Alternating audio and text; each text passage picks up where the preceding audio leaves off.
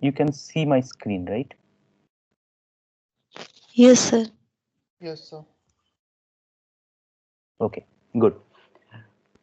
So just from now on, the next I would say 6-7 lectures at least will be on the theoretical side of machine learning. We devoted much more time on how machine learning works. That is, we devoted a lot of time on understanding the machine learning algorithms, which basically takes a training data. Depending on the which of the algorithms you are using, I have a hypothesis set. Remember, this may be infinite. For example, if you're using neural networks, you need to adjust weights which are in continuous space. Therefore, the number of hypotheses that a neural network can produce is absolutely infinite, as it will take infinite continuous space value from continuous real values. It can take infinite number of values for any of the weights. And then we finally converge into a final hypothesis depending on which minimizes the error. And we have seen that we have used iterative solutions like stochastic gradient descent and or gradient descent, batch gradient descent to finally converge into the minimization of error. Two of the terminologies that we will use mostly is we sometimes call in sample, which is what we are given for training, that is our in sample, and sometimes we say out of sample, which is given for testing. That is, in theoretical study, we can use both of them in interchangeably. Sometimes we may say test error or out of sample error, in sample error, or train error. So therefore, see, now in today's lecture, we will try to first dig into what do we formally mean by error and what is noise, so that we somehow did a intuitive understanding while we process our learning algorithms and went away. But formally, what does it mean and how does this learning diagram changes if we include the errors and noise inside it? And believe me, after this learning diagram changes with that, I will freeze this diagram. Do not take this diagram anymore for any other changes. So if you go through this diagram, there is an unknown target function which we do not know but want to learn. Instead, what we get a set of training examples which are a simulation of that unknown target function. We have a hypothesis set and a learning algorithm which picks up a hypothesis and trying to minimize the error from them and finally find out the hypothesis. There is a probability distributions on the input side as well, which we need. If you remember the feasibility of learning side, we assume that the same probability distribution helps us to generate the training instances. And also, this from the same probability distribution, remember that bin that we have seen, the red balls and green marbles, from the same probability distributions, we take the values for testing as well. Just a minute.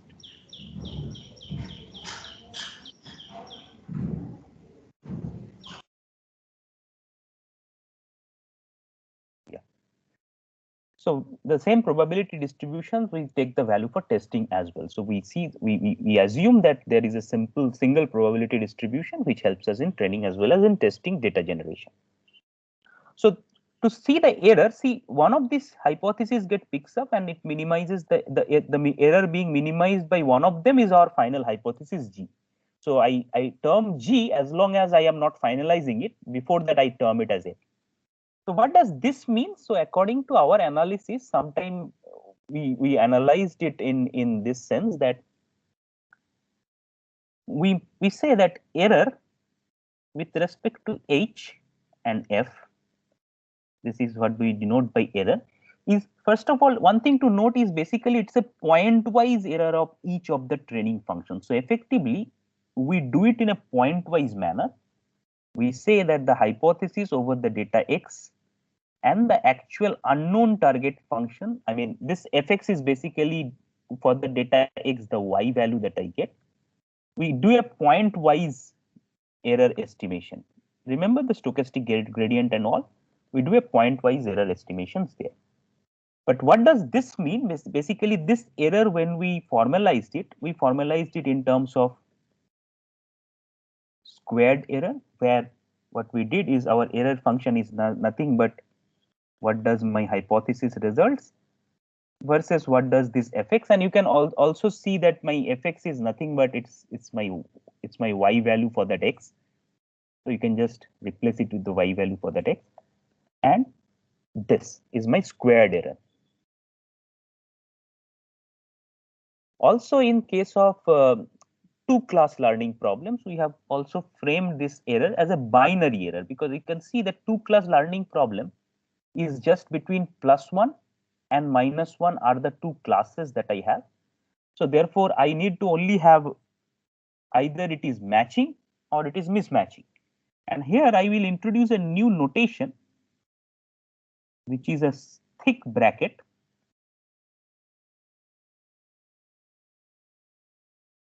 which indicates binary error by saying that if it is not matching, then the error is 1. If it is not matching, if this inside condition is false, then the error is 0. Simple. I mean, if there are two class, then either the class matches with, so when I say a point in my hypothesis, I give +1 and its actual value is +1, then my error is 0. If the value I gave +1 but the actual value is -1, then I have an error. If you take a difference square, then it's 4, but I do not need it for a two class. So this is one of the error formalisms we might use.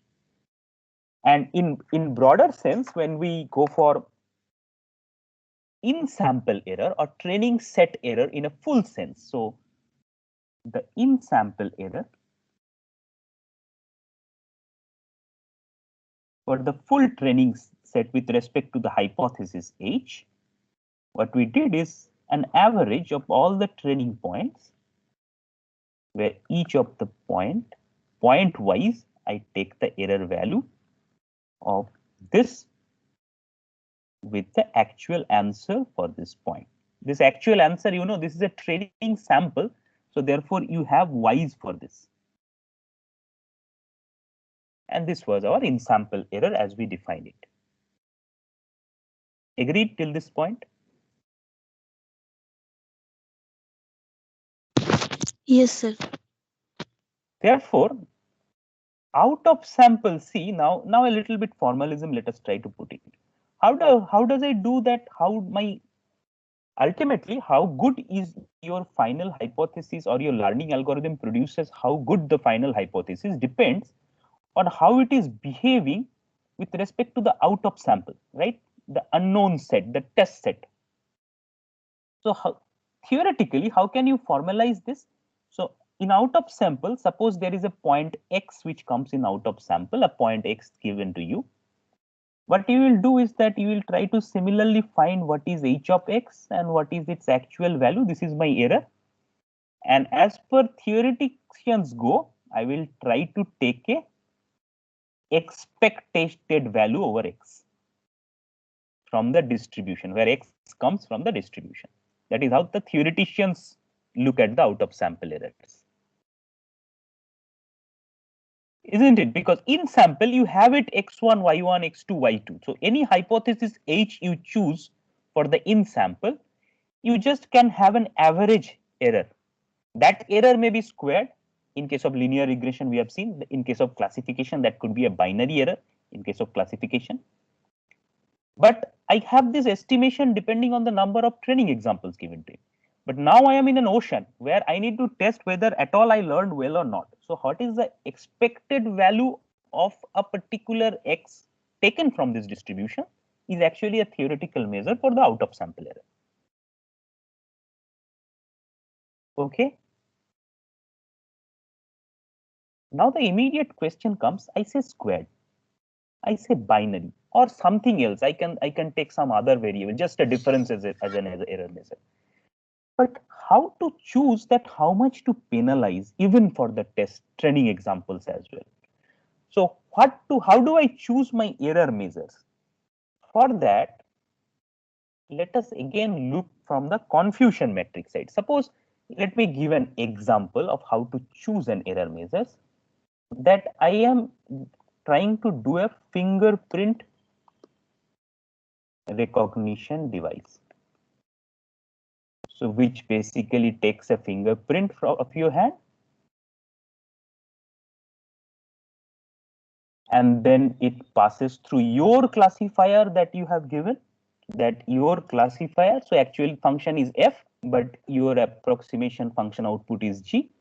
And then depending on that, it says a +1 or it says a -1, depending on whether this fingerprint to be passed or this fingerprint to be failed. So similarly, if we go for a confusion matrix, so any hypothesis you give, and this is the actual, so this may be +1, this may be -1, hypothesis gives +1, hypothesis gives -1. So as you can see, these are your no errors, these and these positions, I do not want anything. However, these are your erroneous positions. So now the question is that, so obviously this is your, so this here, the actual function says -1, but the H says +1. So this is your false accept, and this is your false reject. Now these two cases must be penalized. So this case and this case must be penalized. This is correct. So what is the, so as I declared error in terms of each point wise, so either something will match. So there, if it matches, so therefore my error measures. So when I try to measure my error, so again this side is f is +1 or -1, and this is +1 or -1 for h. Now here in error measure, since these two are matching, I will not put anything. But what do I put as an error measure if there is a false accept as well as a false reject? So this depends on a situation, because let me give you an example. Suppose you are trying to verify the fingerprint of any intruder is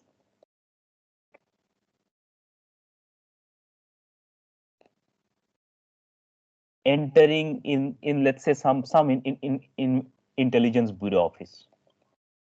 There you are only allowed to pass the employees, not any intruder, right? So therefore, if someone is an employee, which means that someone is a +1, but he gets a -1.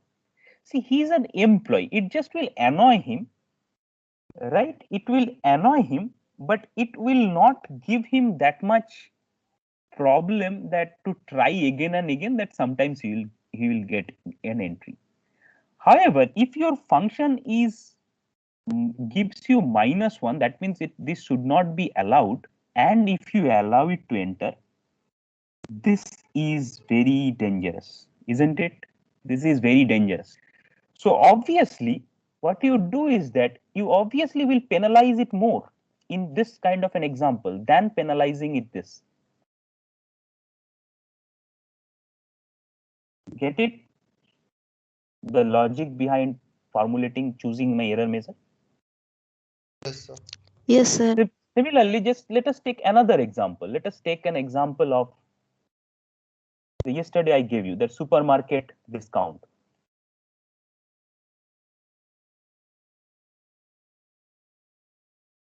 So when you go for supermarket discount, then what will happen is that suppose your fingerprint matches perfectly and you get a discount in that case. Suppose that you are allowed for a discount, that is f equal to +1, but I do not give you discount.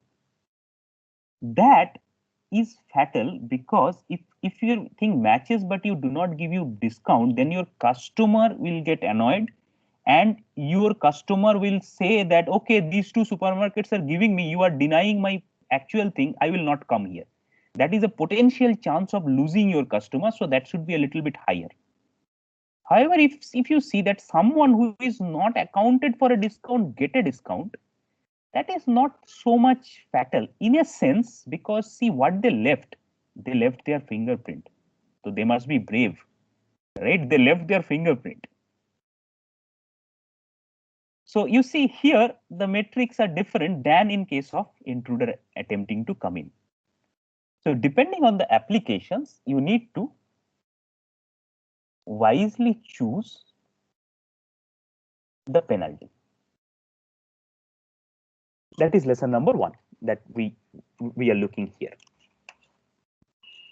Secondly, the fact is that when we go for such kind of an error estimation, why we have chosen a square error or Gaussian form of error? So primarily the choice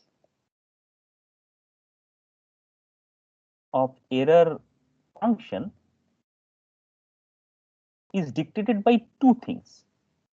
One is called a plausible measure. Plausible measure means that if you remember our stochastic gradient descent and all, so in case of linear regression, we do a squared error. What does it help? It helps us to a one-step learning. Sometimes we also take Gaussian error and also do stochastic gradient descent. So algorithmically or computationally, it is plausible to choose such kind of a error function choice to help me my analysis to view about that how good or bad I am doing in terms of my learning and can finalize my hypothesis. The other is obviously a friendlier analysis. So this friendly error measure, you can assume that one is the squared error measure in case of regression is also a friendlier analysis, because with this square I can do a one-step learning and be very much friendly with it. The other thing we also did, see, we use a bell curve in terms of a locally weighted analysis. So what does this bell curve do? It gives us a very friendly solution of the error with a minimum degree of looking at the points.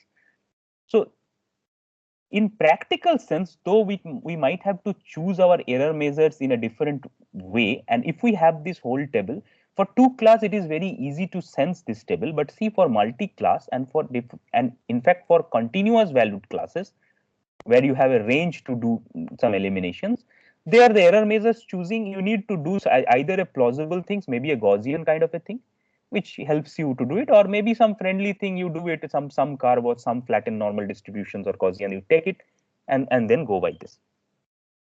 So this is one point I thought I missed when I declared what is an error, and somebody asked me that how to choose an error. Obviously, it is example or the problem dependent, but this set of things governs your choice when you go for theoretical analysis.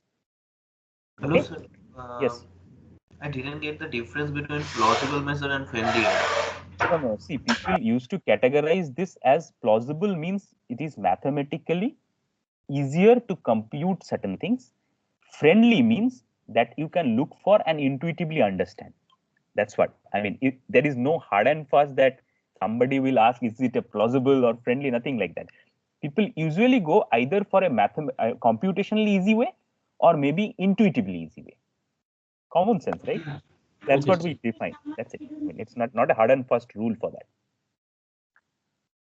Now, the second important thing that we need to know is what is the noise all about? So until now, we have seen that our target unknown, we initially we thought that our unknown target is a function, right? That's what we started off with.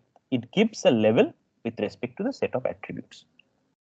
But noise takes a variety from this kind of a function by saying that, let's say I have a credit approval case. It may so happen in your training data that the same xi and xj, remember xi and xj are basically age, salary, residence, how many years of residence and all. And depending on that, you may say somebody as yes, and depending on the same attributes, you may say somebody as no in your training data. It may happen, and it may only happen due to there is some errors or noises in present in the training data. So if such training data sets are given, then you see this is the function that we are looking for and telling as an unknown target is no more a function, because the definition of function says that for a particular value of x, I will only get a particular y. But training, we think this data should be correct. Now, assuming that my training data is correct, it deviates from the notion of a function. So therefore, when you have a noise in your training data, then the unknown function that you are trying to learn is no more a function, right?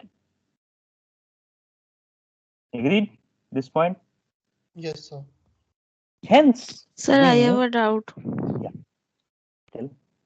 Uh, Sir, when some for any noise such of things, the attribute of xi will be changed. Suppose age No, or no, no, no, something no, else. no, that is not a noise. Noise means that you're at for the noise in the training data means there are attributes Hmm. which your training data says yes, and there are attributes for which your training data say no, and they may be same but they give a different result. So I can say, suppose, let us simplify it. Depending on the salary, I will give the credit approval. Okay, some salary is 1,000, I Hmm. say yes. The other one salary is 1,000, I say no. If you are given with training data 1 and 2 like this, what you will do? Hmm. You may have produced such kind of a training data due to noise. And indeed, this happens in practical scenario. See, sometimes also you see the same profile, someone has been accepted, but someone has been rejected, though the profiles are the same. If suppose that is the history, that That is the means, historical data, that means there is noise in the data. sir, that means the yes no only change. The attribute of xi or xt is unchanged. This. Yeah, see, you may say that noise impacts the attributes, but in that case, see, then the noise will not impact the choice of my function because that's the overall different attribute, right? So suppose Hmm. you may say that your noise may be of two types. One is that whenever it is greater than 1,000, you are accepting as yes. Your noise changes this, and maybe 998 you are also accepting as yes, right? Now see why Yes, sir. it is dependent on this yes answer, because earlier less than 1,000 data you are having no. So these two, combining these two together is not anymore a function. Less than 1,000 is a no. Here greater than 1,000 is less. Hmm. Here less than 1,000 is also a yes. So I get to the same point. Okay, okay. Thank you, sir. I Okay, that's got why it. I say that noise is such a thing that Hmm. you are unsure about by looking at the training data, what to do. So Hmm. therefore, Yes, sir. the Yes. the goal that we are trying to perform is not anymore a function. It is more that we are trying to learn giving x rather than this. It's rather we are trying to learn a target distribution rather than a function, right? Because if you learn a target distribution, then such kind of a small noise is okay. If I accept everything beyond 100, such kind of a noise we are accepting as a training data, we just will ignore, because my probability will be much higher biased to giving loans more than 1,000 salary. So that's why we went this way, and we went for the Bayesian classifiers and try to generate such things. However, if you remember the learning diagram, so now your unknown function changes. So my unknown target distribution, so this is unknown that we want to know of. This one changes. Now you need to generate your data points from here. So what you need to generate? You need to generate x1, y1. This is your training examples, xn, yn. Now this here you know that x1 and all these points are generated from a probability distributions of x's, the big set, right? And you have this as an unknown target function. Therefore, theoretically, you are generating these points by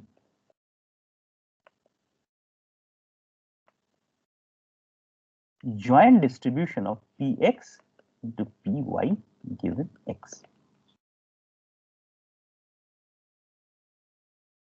Just try to see this one. Earlier, all my training examples are generated from this unknown target function value. Someone do not know the unknown target, but deterministically know for which y, which x, which y will come. And he has generated a training example. He do not give us the target, but he gave us the training example, where our x's are from the probability distribution, the y's are from the fixed function. However, here it is a little bit more volatile. Our y is also a distribution which is y given x. X is from this. So therefore, my training examples are generated by this joint distribution. Agreed? Yes, sir. This is nothing but x and y. Na? Px into p according to the conditional probability. This is x and y. That's how we are generating this one, this training data. When this is done, now see how do I declare my noisy targets? We are gradually moving to theory. That's why I gradually trying to put you there. Noisy target is nothing but deterministic target plus noise. What would have been a deterministic target? What would have been fx deterministically? It is nothing but the expectation of y given x's is my deterministic target. If you take all these training examples and put an expectation of what is the value of y given an x is your function, deterministic function. I took an expectation, remember here. So that is the expected output. See here, as Tapaduti was saying, maybe some error is less than 1000 I am accepting, but that is only one kind of a noise. The others less than 1000 I am rejecting. So my function will say in expected value will say less than 1000 to reject. Right? Yes, sir. Therefore, this plus what is my noise? My noise is nothing but whatever you are given as an outcome minus your fx. Simple algebra. This is my noise. If this is my deterministic target, the expected value of this is fx, then what is noise? What is given as y minus this is your noise.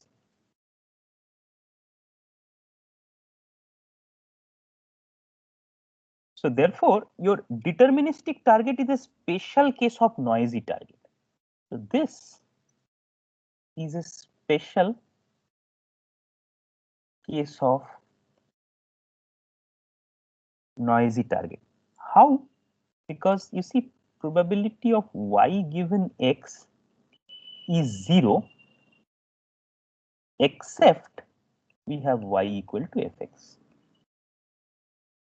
This is nothing but whatever definitions we have put up here, it comes directly from here. That special case of noisy target, deterministic target is nothing but a special case of noisy target. So where your noise is 0, that means y equal to fx, that means noise becomes 0. Its probability of y equal to x is 0 except y equal to fx when your noise is 0.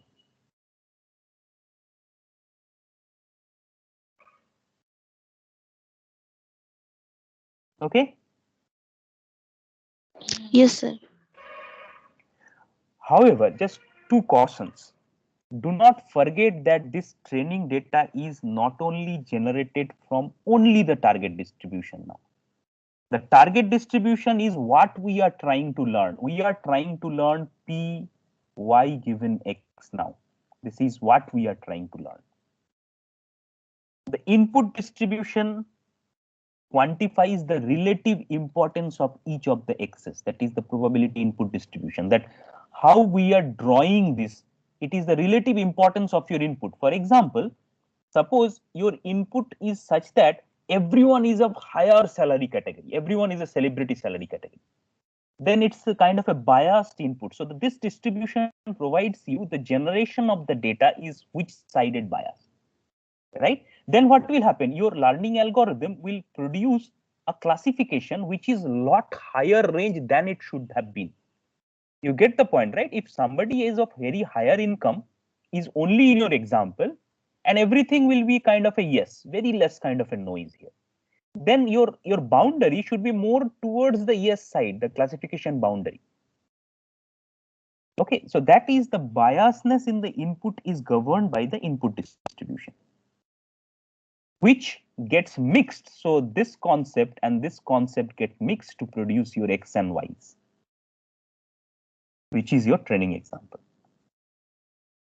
So therefore, we freeze it instead of making a subtle difference. This is not an unknown target function anymore.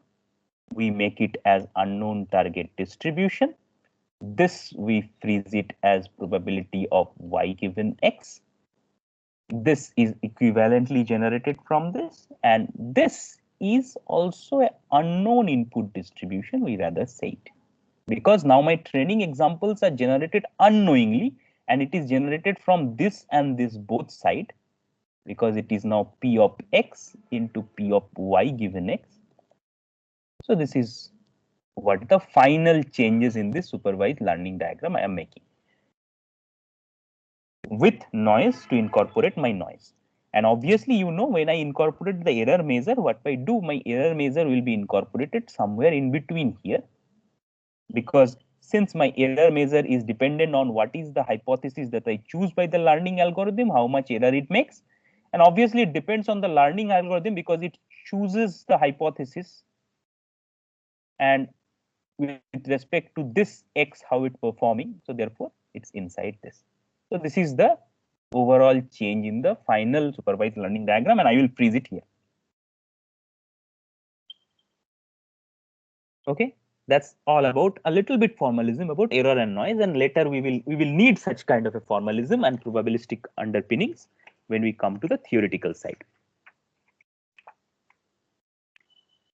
Any questions in this? Sir, in the last page, Mm-hmm. so can you please explain this last line that you said p probability of y given x is 0 except in the case of y is equals to fx. Like y minus fx is a noise over here, right? Yes. If y So if yeah. if y is equals to fx, like if uh, if it is correct, then the noise will be 0 in this case, right? Mm. So why this probability of y given x will be 0? No, because you Oh, see how you are generating y. Just give it a little thought. How you are generating y from probability of y given x.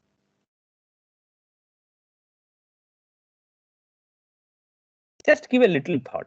Then I will answer. You may answer it. That's why I am saying you. Just if I say that deterministic. So if you forget this line. So can you say deterministic target is a special case of noisy target where your noise is 0, yes. right? What does it mean? Then this dominates. Yes, sir. So if this dominates, what does the expectation of y given x means? Um, When y expectation when y equal to fx, what does expectation of y given x means? when Just think in this line. Little bit think. You will understand why I am saying this given x is 0, except y equal to fx. Because when y equal to fx, this will be this. This is not equal to when y is not equal to fx. That means if we have a some noise, then this is a non-zero parameter. But by this, what I mean is that if there is no noise, you can accurately classify something. If there are noise, then there is a probabilistic sense that will come in. That's what the meaning is, nothing else. oh, okay. Okay. Just try to give a thought on this. Okay, but the intuition is that it's a deterministic target plus noise. Your noisy, I mean, it's deterministic target. You can look it in a flip side, that it's a special case of noisy target without the noise. Okay. That's it. Okay, sir. Okay. All being said and done. So this is something I missed during when I introduced you the errors and noises, but some formalism we need it, and maybe later when we go with the theory. So now fasten your seatbelt. So we will dive into the theory from now on. So if we remember that what we are trying to do is that we are trying to learn the we have learned hypothesis G, and how do we say it is good or bad? If that out of sample error of G is tracked by the in sample error of G. That is what we assumed as an inductive learning principle. If you remember, from the decision tree to the concept learning, we have assumed it as an inductive learning principle, right? Whatever I have seen and came up with sufficiently well approximates whatever is unseen to me. That's what learning is all about, and we try to prove this one by something called as a Hebding inequality. Remember that probability of E out minus E in more than some error is bounded by some number which is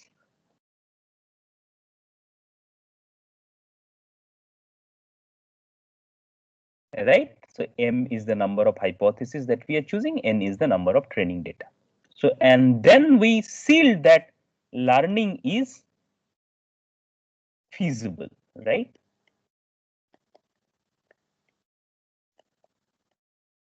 There are many questions that still emerge from this, is that this is the number of hypotheses and eventually this could be infinite, as we have seen in case of simple perceptron learning algorithms. So thank you. Probability is less than equal to infinity. Thank you. We do not need a course for that.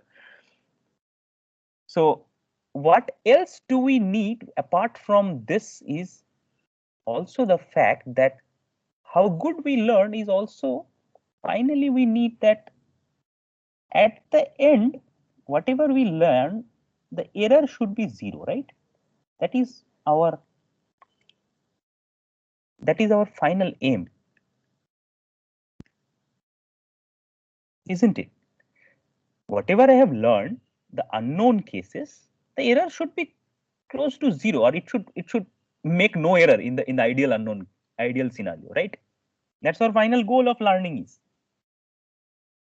So if you try to think this, so this is we all already covered in our lecture 2. The first part already we covered and derived that learning is indeed feasible. Well, you do not pull a stunt here. It's feasible because it could be bounded. Now here we have a problem. We will theoretically try to pin down the infinity factor here, but it is feasible because it is bounded. What we can learn, we can approximate other unknown thing well. However, this part, which is our final aim, that we have learned all other lectures we have covered, right? Because that is what our goal is. We minimize the error using stochastic gradient or one-step learning. We try to minimize the error because we try to minimize the error with the in sample, which follows the out of sample. Since in sample error is zero, therefore the out of sample error is also zero. So how do we realize this is that lecture 2 gives me that how good we are doing in sample, we are tracking the out of sample with respect to that.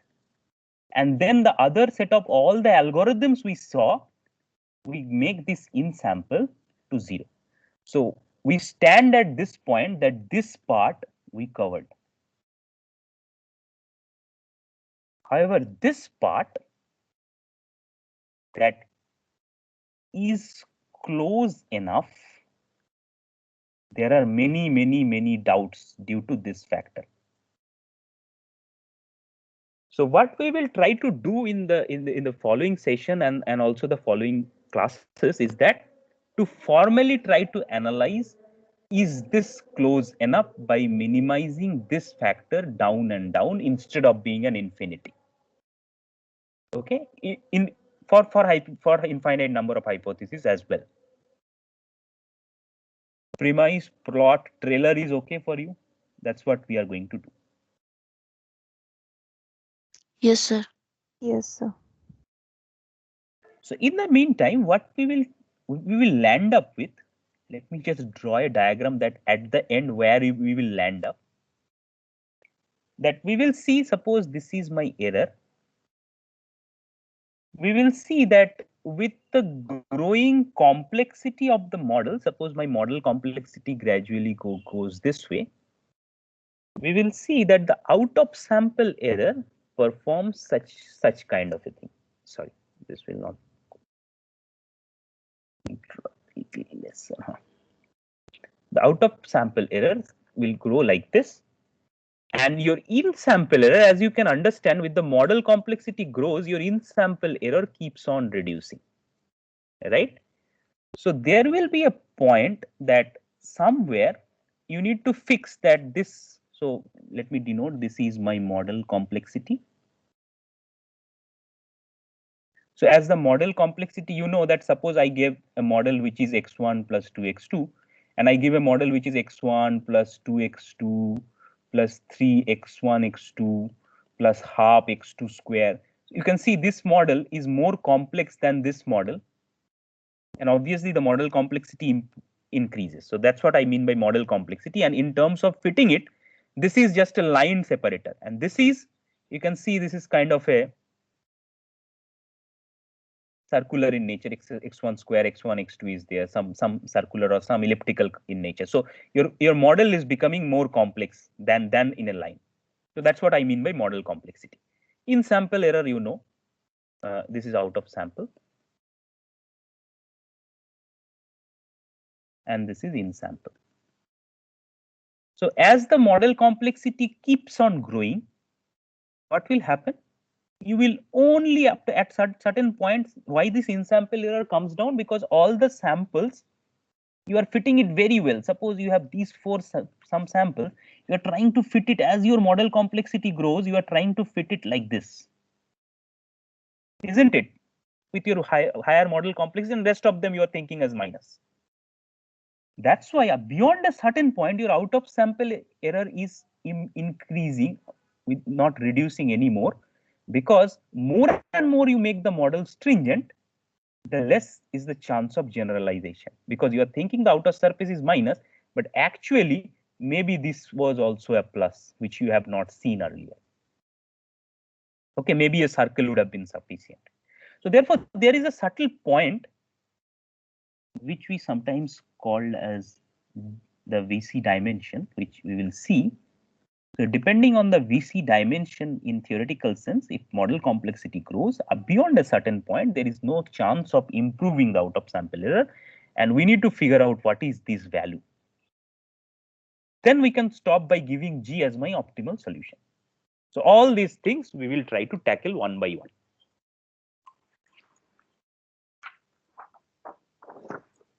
Okay. Any questions? What we are going to do next? VC stand for? Oh, Vapnik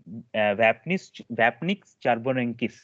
It's two scientists who has discovered this Vapnik and Charbonenkis. This comes from the VC dimension. I will come again with this. It's called Vapnik Charbonenkis. Two scientists have discovered this statistically.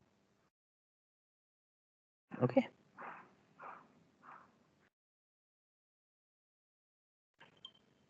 Okay. So let us start.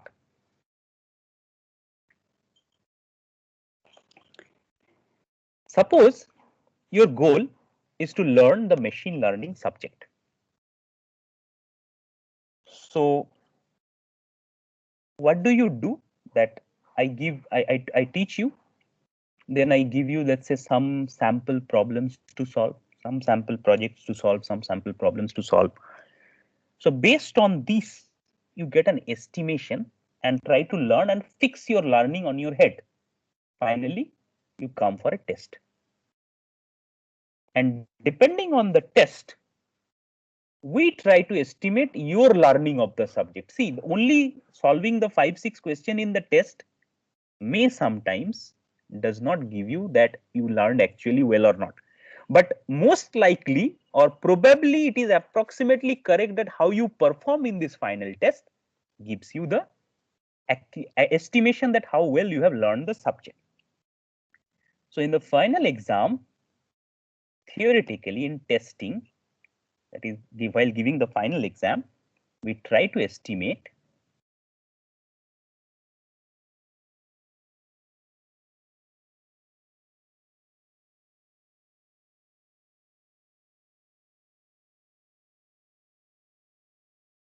Why I do not put M here? Because here you see the out is how you learn, right? That means it, and the in is how you gave exam, the final exam. I want to know what is your learning in machine learning given an arbitrary situation I put you in. This is your out of sample. In sample is just one exam. That's why here I do not put anything, because you already freezed your learning by doing your training. Because while I give you the training sets, there I give you questions and solutions for the training sets. What you do is that you solve those questions and solutions depending on your learning and fix your hypothesis from the hypothesis set. So this is where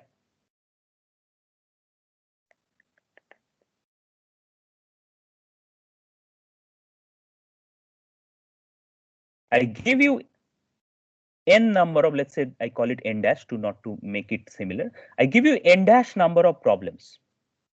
Depending on n dash number of problems, you ran your, let's say, machine learning algorithm, your learning algorithm, and you freeze your learning, which is this G, and come to sit for the exams in the final. Right? So here, what will come in the final exam, you do not know. This is your final exam paper, and you want to do well in the final exam. That's why you solve mock tests and all projects and all these tests and all that. That's your testing case, so that you could freeze up a hypothesis G in all possible way. Okay, I will read for chapter 1, 2, 3, not 4, 5. This is one of the hypotheses. You may read 1/5 of the chapter 1, last part of the chapter 2. This is another hypothesis. So there are m number of them, and you freeze it along solving this by seeing that which of the knowledge is more essential to solve it, keeping in mind your final exam, and here you will get. And finally, when you come up, so how you learn depending on your final exam, this is what we want. So this is our premises, but the most problematic factor here is this one, right? So this is what we call the generalization in learning, which we need to minimize, because in principle, this M could be infinite as well, as you have seen in any of the algorithms. See how much lines or how much fragment of a chapter you will read so that you will get a good performance in the final exam. This is an infinite space, right? So this set up a premise that while training, how can we make this estimation more practical, which is the theory of generalization we'll tackle. Agreed? Yes, sir. Yes, sir. How do we get this M? Just let's take a little bit of thing that how do we get this M? We get this M due to the bad events, and we consider it is not overlapping. By not overlapping, meaning that something bad is happening here, something bad is happening somewhere in the remote place without overlapping it.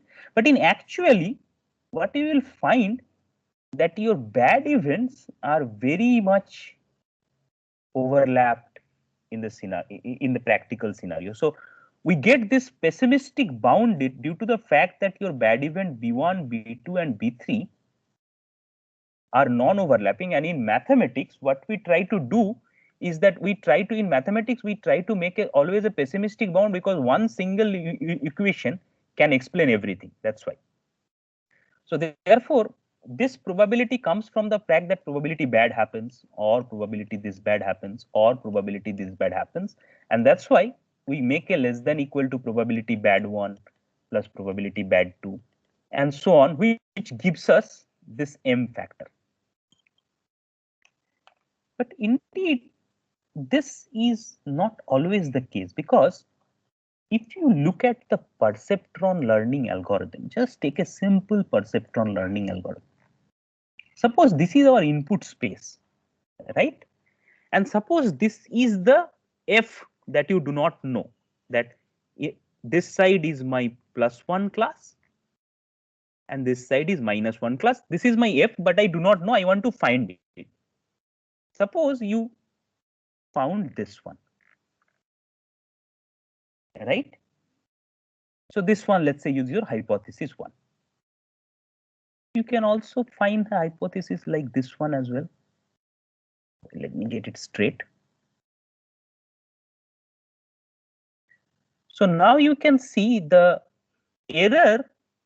I mean, these two hypotheses are overlapping very much, isn't it? If hypothesis H1 and H2, if I take these two as hypotheses, they overlaps except from the fact of these points, right? So if you consider hypothesis Yes, sir. H1, so if you consider hypothesis H1, which with respect to the final target, that is out of sample case, what is the error that hypothesis H1 make? In minus hypothesis H1. This is basically, this part is the error that is being made by hypothesis H1 as well as this part. Why? Because the top shaded part that I have said it, hypothesis H1 will give you +1, whereas it is actually -1. And the bottom yellow shaded part that I have just said it now, that in the hypothesis H1 will give you minus, actually it is plus. So this is the error that has been made by hypothesis H1. If you look for the hypothesis H2 making the error,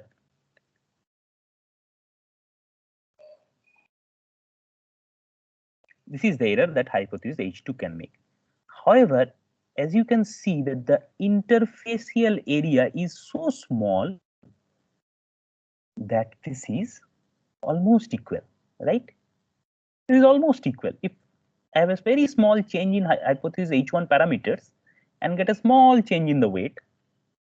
So now you see this infinity doesn't make any sense in case of perceptron learning, because there are in this continuous space there are infinite number of hypotheses possible. However, there are vastly very worse kind of overlapping happens here.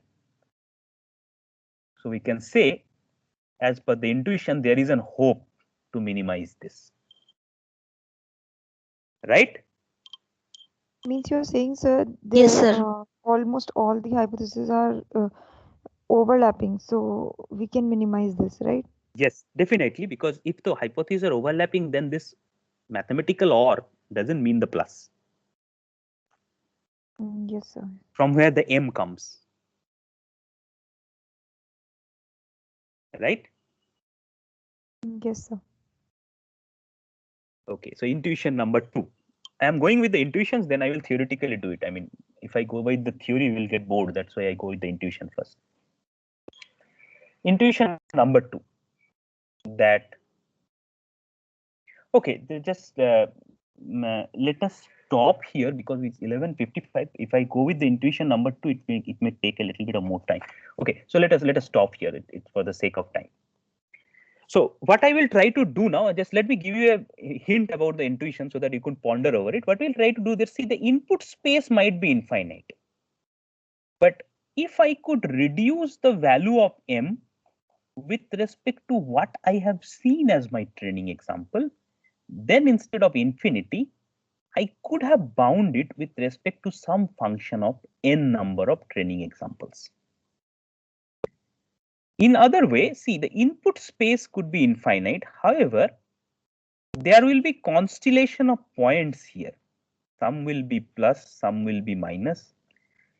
You only can see whether a hypothesis changes the outcome of the point or not.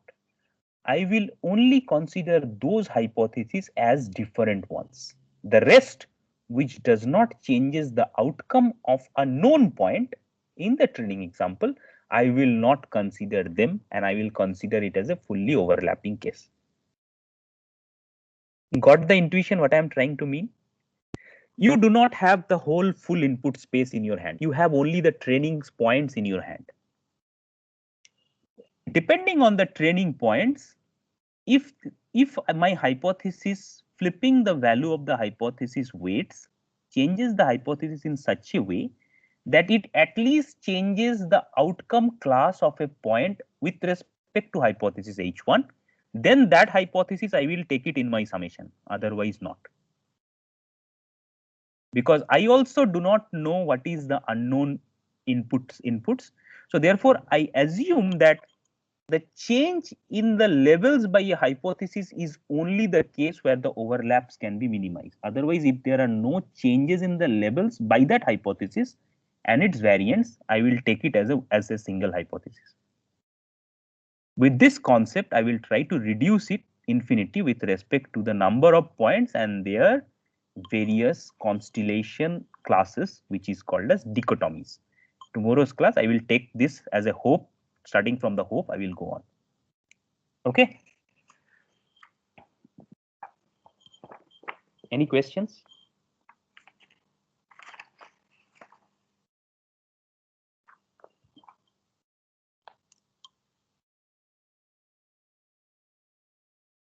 Okay, so let me stop today if you do not have any more questions.